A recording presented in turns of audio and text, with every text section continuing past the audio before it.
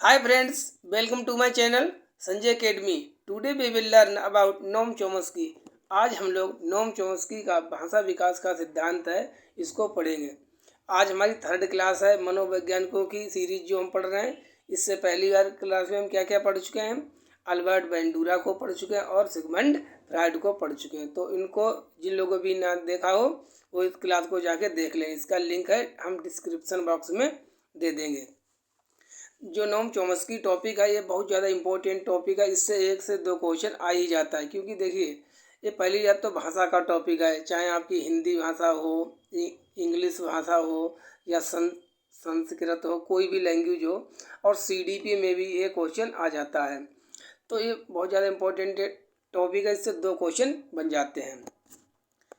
चलिए अब अपनी क्लास को स्टार्ट करते हैं, पढ़ते हैं नोम चोम्स्की के भाषा विकास का सिद्धांत। देखिए ये जो यहाँ पर बैठे हुए जो नोम चोम्स्की है, अब ये कहाँ के रहने वाले थे? नोम चोम्स्की अमेरिका के रहने वाले थे और इनकी थ्योरी को इनबोर्न थ्योरी भी कहा जाता है, ध्यान रखना।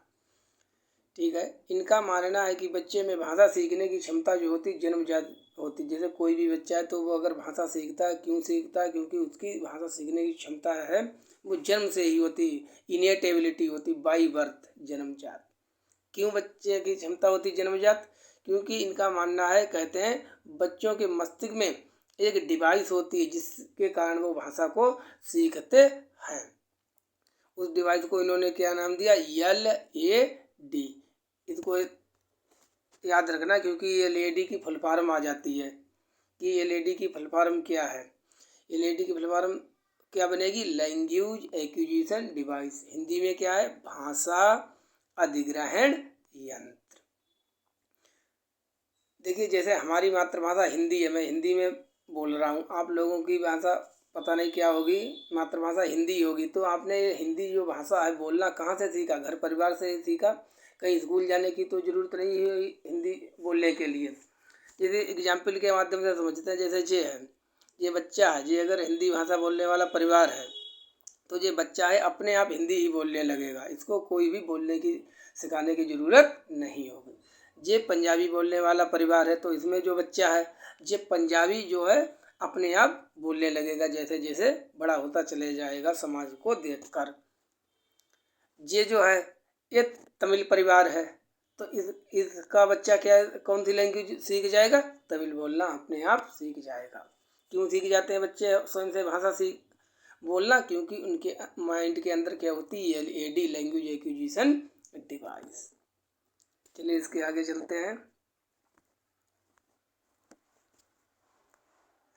हाँ, अच्छा, जो नोम चोम्स्की थे इन्होंने सार्वभौमिक व्याकरण, यूनिवर्सल ग्रामर का सिद्धांत भी दिया था। अब ये क्या होता है? इसका मतलब होता है ग्रामर जन्मजात, मतलब बच्चों के माइंड में जो ग्रामर के रूल होते हैं वो जन्मजात होते हैं, बस उनको ऊपर से बताने की जरूरत होती है। मतलब माइंड में ऑलरेडी उनके स्ट्रक्चर होता है, इसलिए इनको इनका सिद्धांत क्या है? यूनिवर्सल सिद्धांत। किसका? ग्रामर का। अब जो नोम चोम्स्की थे इन्होंने भाषा के दो लेवल बताए हैं। कौन कौन से लेवल बताए हैं? पहला सतही संरचना, दूसरी है गहरी संरचना। सतही संरचना को कहते हैं सरफेस लेवल और गहरी संरचना को कहते हैं डीप लेवल। अब इसको 1 बाय 1 पढ़ते हैं। जो सतही संरचना है इसमें बच्चा सिर्फ ध्वनियों या शब्दों को जानता है लेकिन उनके अर्थ नहीं जानता। जैसे पापा है, खाना है, पीना है आदि। ठीक है, तो ध्वनियों को तो जानता है, शब्दों को, लेकिन उनके एग्जैक्ट मीनिंग नहीं जानता। जैसे एक एग्जाम्पल के माध्यम से समझते हैं। जैसे जो बच्चों का गैंग है, जैसे मैं अपने फ्रेंड से 1-2 साल बाद मिला, हमने कहा भाई और क्या चल रहा है? तो उसने हमसे कहा बस कट रही है। अब पता नहीं क्या कट रही है, जिंदगी कट रही है कि लकड़ी कट रही है, क्या कट रही है पता नहीं। तो ये होता है सरसरी निगाह से, मतलब सतही, जिसका कोई मीनिंग ना हो। क्या हम इंटरव्यू में ऐसी भाषा बोल सकते हैं? नहीं बोल सकते। तो हम शब्दों को स्लैंग लैंग्वेज, तो यही कौन सी संरचना होती है? सतही संरचना। और दूसरी संरचना कौन सी होती है? गहरी संरचना। ये क्या होती है? इसमें शब्दों के अर्थों का ज्ञान होता है।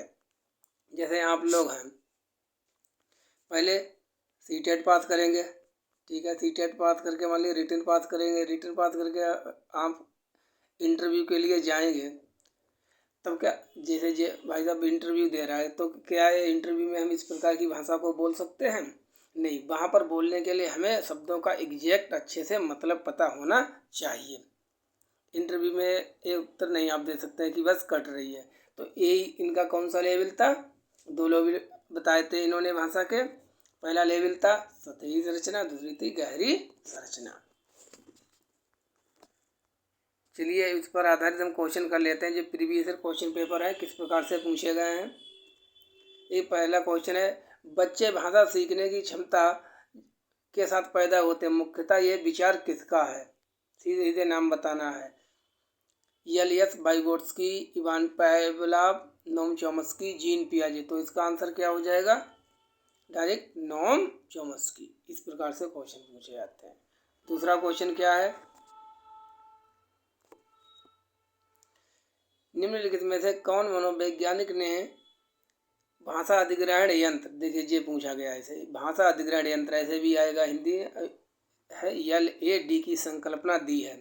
अल्बर्ट वेंडूरा, गेने या गैगनी या गैनी, कुछ भी कहो, कोहलबर्ग और नोम चॉम्स्की। तो LAD की संकल्पना किसने दी? Language acquisition device. इसकी फुल फॉर्म क्या होती है? Language acquisition device. हिंदी में क्या बनेगी?